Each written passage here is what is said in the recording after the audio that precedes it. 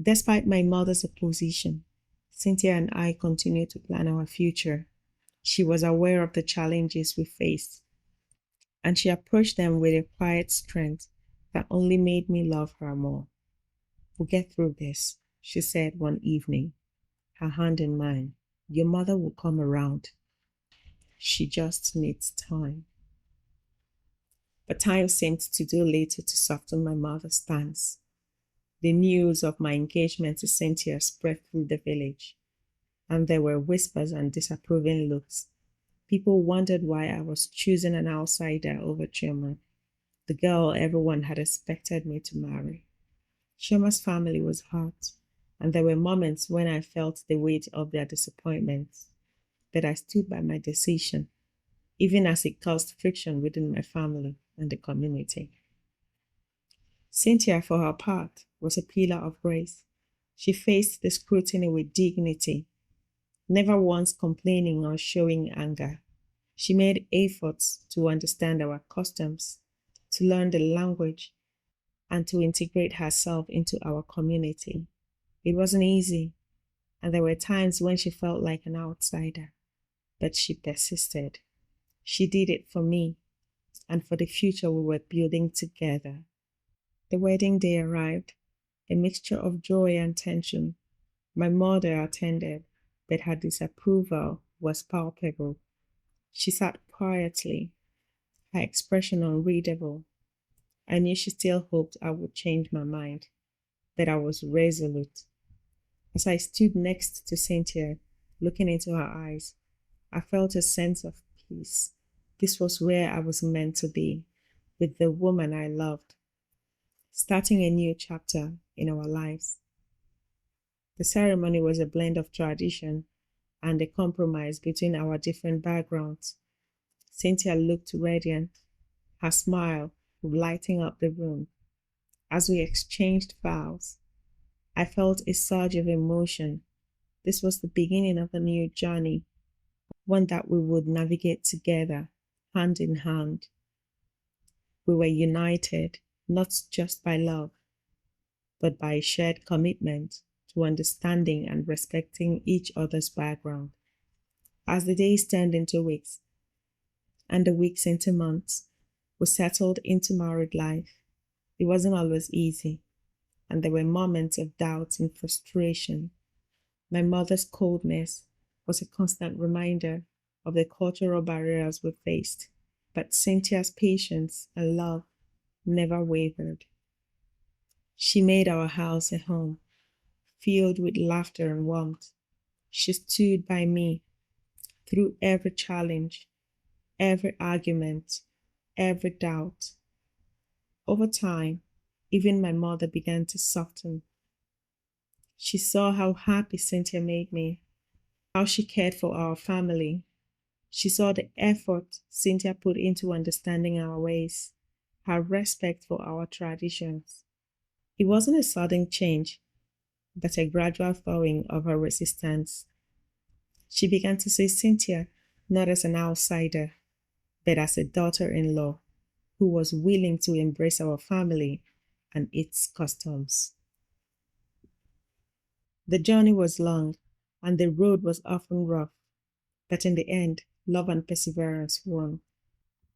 Cynthia became an integral part of our family, not because she conformed to every tradition, but because she brought a new perspective, a new way of seeing the world.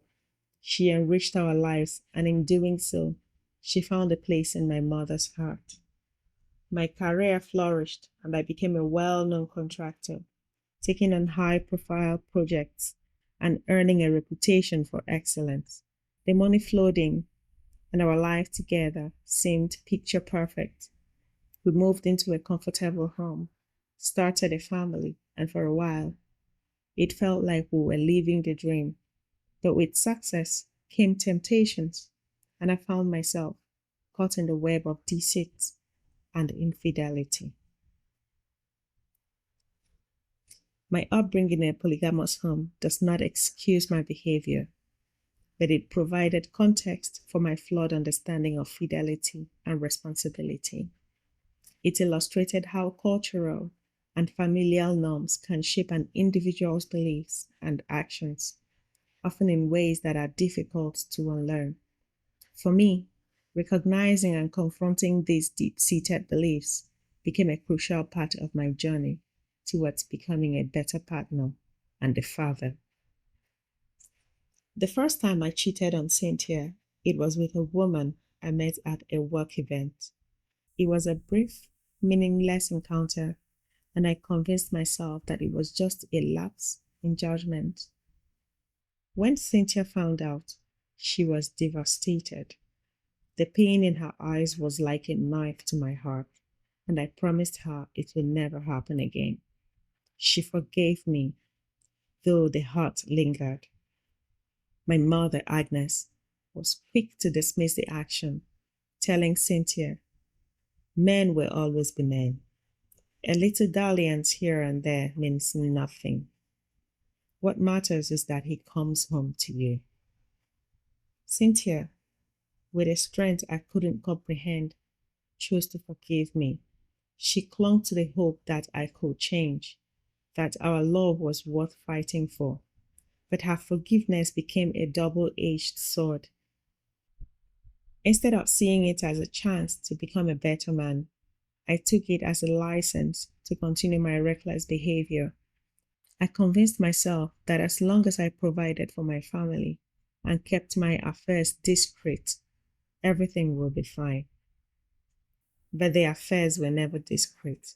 Cynthia found out about them, one after the other, each discovery breaking her heart a little more. There were countless women, each one a fleeting distraction, a momentary escape from the responsibilities and pressures of life. I was living a double life, and Cynthia bore the brunt of it. She confronted me each time, her eyes filled with a mixture of anger, hurt, and disappointment. And each time I begged for forgiveness, and she gave it, holding on to the hope that I would finally change. My mother continued to defend me, her words a constant source of frustration for Cynthia. Agnes, your son is destroying our marriage, Cynthia would say, her voice strained with emotion. But my mother remained steadfast in her outdated beliefs. A man is not like a pot of soup that stays in one place, she would say, brushing off Cynthia's concerns. He will roam, but he will always come back to his home. Cynthia's patience was extraordinary, but it had its limits. Each time I strayed, a piece of her faith in me eroded. The love that once bound us began to fray, and I could see it in her eyes, in the way she spoke to me, in the way she distanced herself emotionally. Yet, I continued my destructive path, blinded by my arrogance and the misguided belief that Cynthia's forgiveness was endless. The final straw came when the last affair, the one that nearly cost me my life, I had become involved with a woman during a business trip.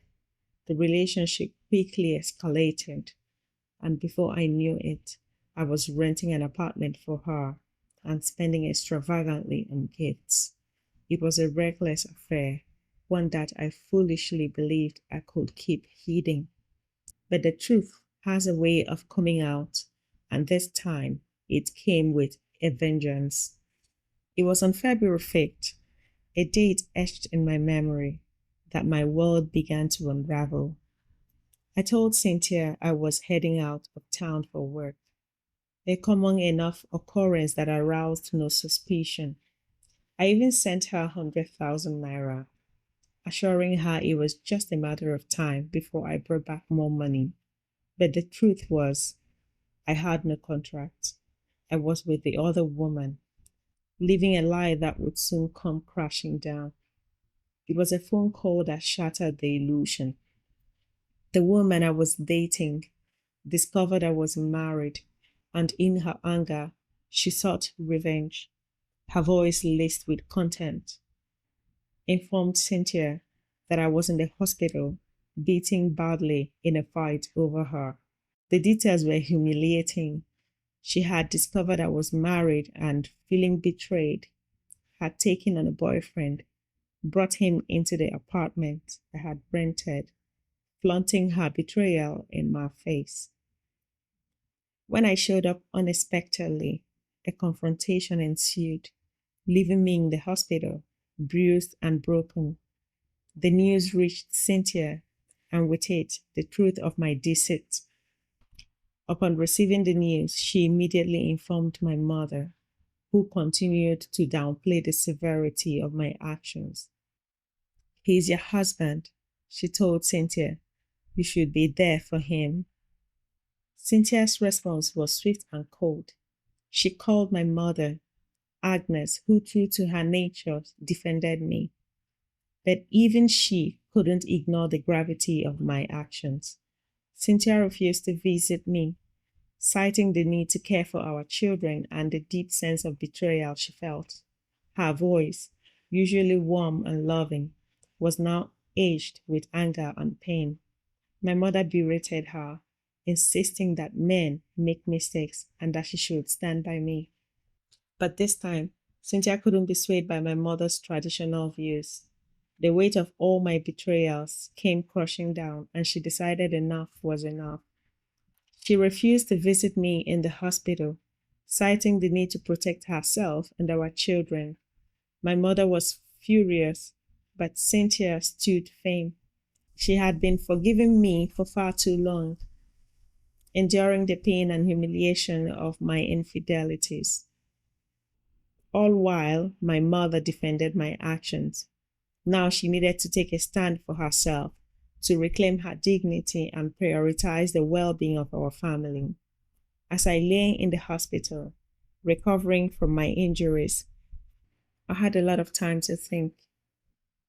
The pain was not just physical, it was a deep, gnawing realization of the damage I had caused. I had taken Cynthia's love and forgiveness for granted, believing that she would always be there, no matter what. But now, as I faced the consequences of my actions, I understood that I had pushed her too far. Her forgiveness was not infinite, and I had finally reached the breaking point.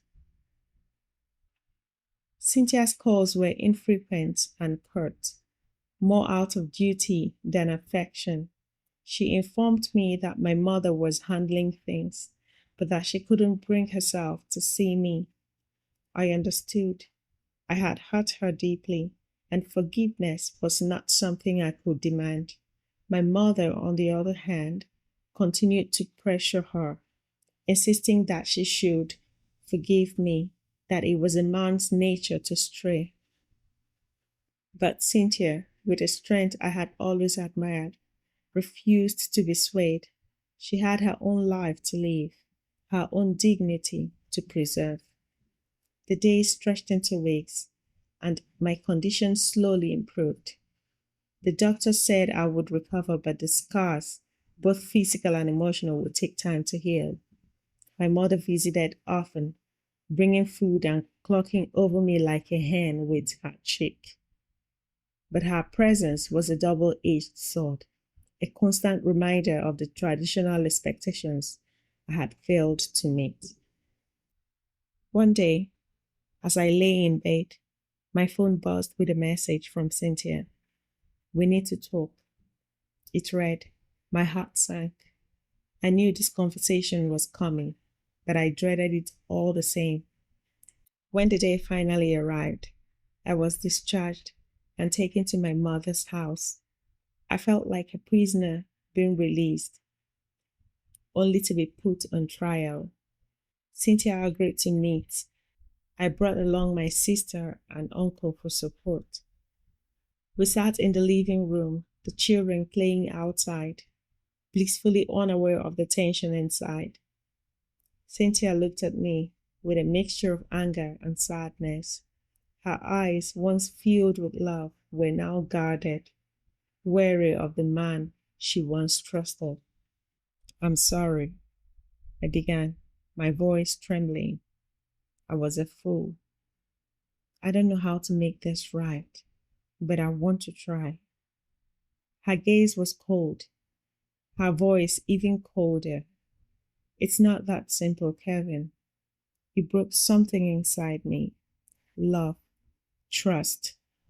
I don't know if it can be fixed. I'll do whatever it takes, I pleaded, desperation creeping into my voice. Please, give me a chance. She sighed, the weight of my words heavy on her heart. We'll see, she said finally. But it's going to take a long time. And you have to prove it every single day. Life continued, a slow, painful march towards an uncertain future. I stayed with my mother, grateful for her support, but aware of the tension it caused. She was a traditional woman, her views rooted in the old ways. She believed in forgiveness, in the sanctity of marriage, and she made no secret of her disapproval of Cynthia's reluctance to reconcile. But I knew better than to pressure Cynthia.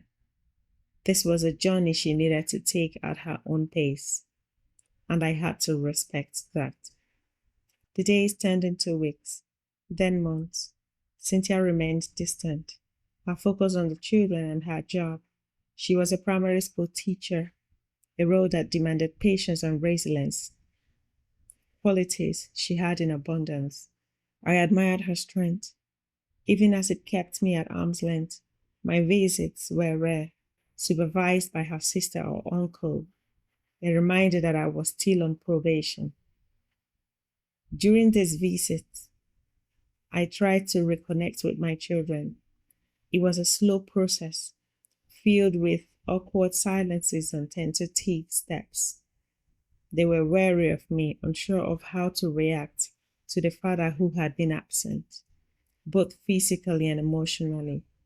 But I persisted, determined to rebuild what I had broken. One evening, as I played with my youngest daughter, Cynthia walked in.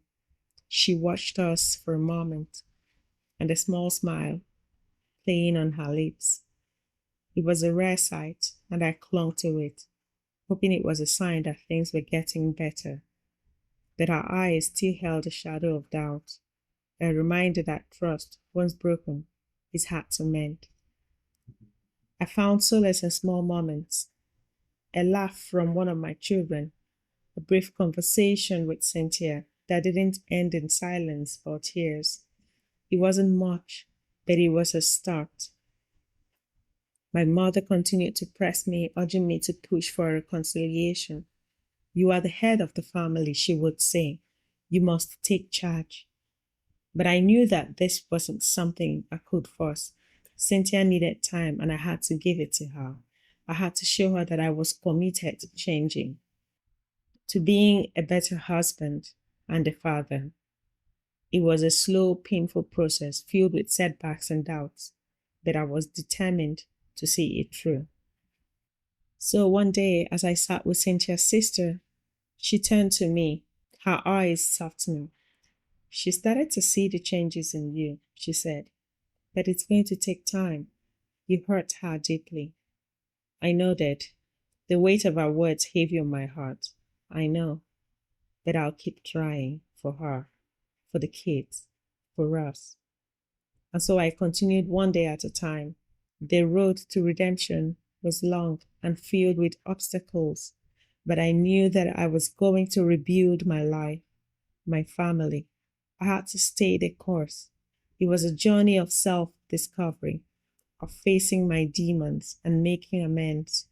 But it was a journey I was willing to take for Cynthia, for the children, and for myself.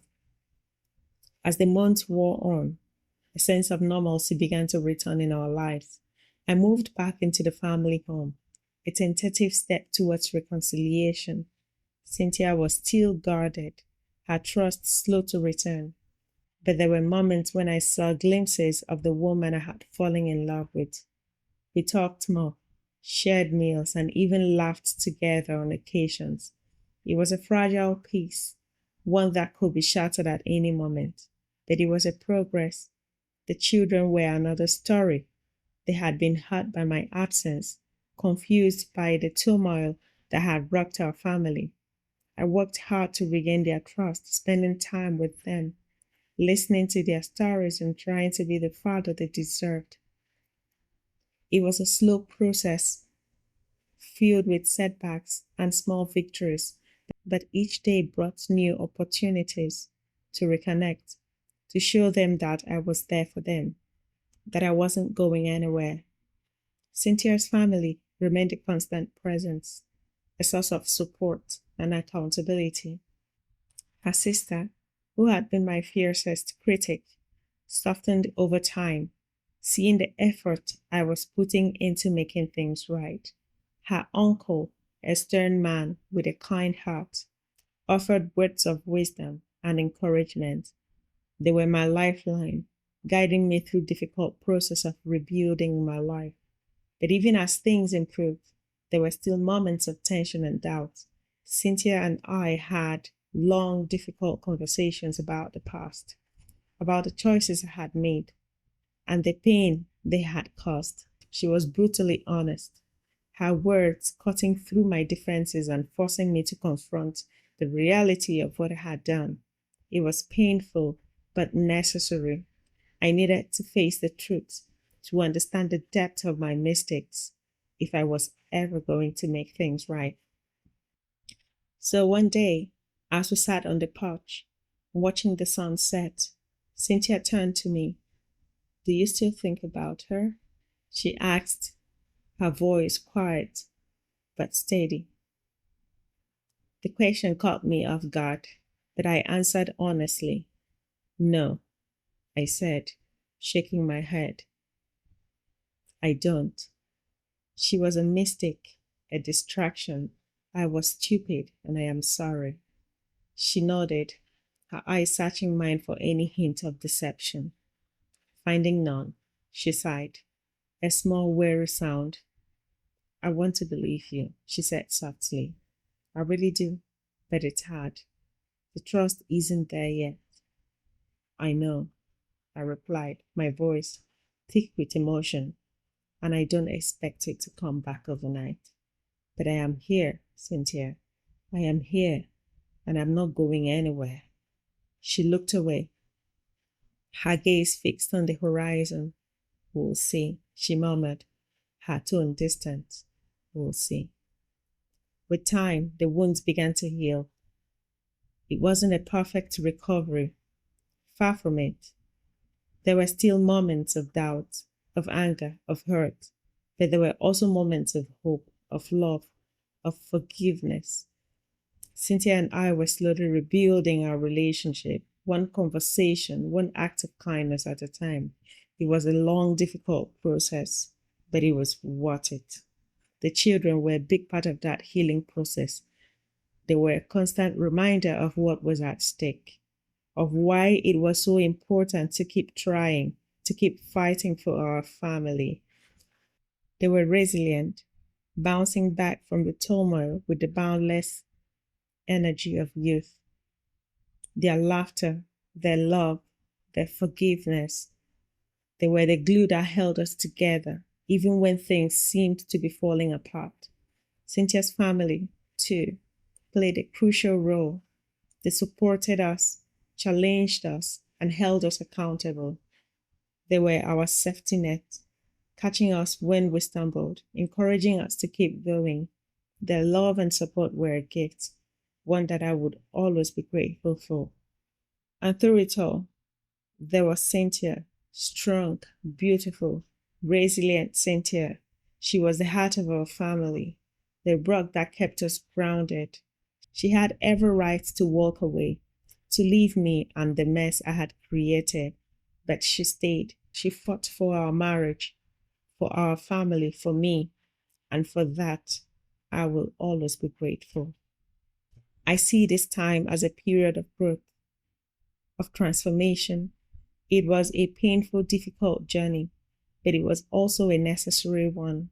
I learned so much about myself, about love, about forgiveness. I learned that mistakes don't define us, but how we respond to them does. I learned that love is not just a feeling, but a choice. a choice to stay, to fight, to forgive. Our journey is far from over. There will be more challenges, more obstacles to overcome, but I am confident that we can face them together. We are stronger now, more resilient, more connected. We have been through the fire and come out the other side, not unscattered, but stronger for the experience. As I sit here writing these words, I feel a sense of peace, of hope. I am not the same man I was a year ago. I have grown, I have changed, and I am determined to be a husband and the father my family deserves. I know that the road ahead will not be easy, but I am ready to face it, one day at a time. For now, that is enough. For now, that is everything.